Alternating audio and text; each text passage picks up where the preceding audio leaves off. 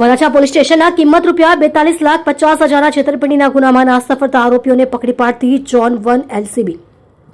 સુરત શહેર DCB 1 LCB શાખાના police માણસો હેડ કોન્સ્ટેબલ સહદેવસિંહ મહિપતસિંહ તથા હેડ કોન્સ્ટેબલ કરણસિંહ શંકરસિંહ નાઓની સંયુક્ત બાતમીના આધારે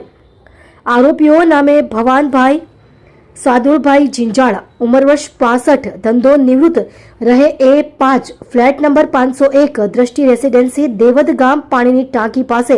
ગોડાદરા સુરત શહેર મૂળ વતન રાબડા તાલુકો રાજુલા અમરેલીવાળા તથા અભિષેક દીપકભાઈ આહિર ઉંમર વર્ષ 34 ધંધો બાંધકામ રહે A2 flat number 1101 twilight star apartment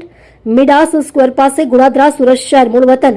ભાડરોડ તાલુકો મહુવા જિલ્લો ભાવનગર નાઓને પકડી પાડેલ છે. આ કામે ફરિયાદી શ્રી લાખાભાઈ રૂડાભાઈ કાતરિયા રહે ગોડાદરા સુરત નાઓએ ફરિયાદ આપેલ કે અભિષેક આહિર નાઓએ બેંકનું નાણું ચૂકવેલ ન હોય તેમજ છતાં બેંકનું લેણું ચૂકવી ટાઇટલ ક્લિયર કરી દીધેલાનું જણાવી ફરિયાદીને મકાનનું વેચાણ દસ્તાવેજ કરી આપેલ. ત્યારબાદ ભવાનભાઈ જિંજાળાએ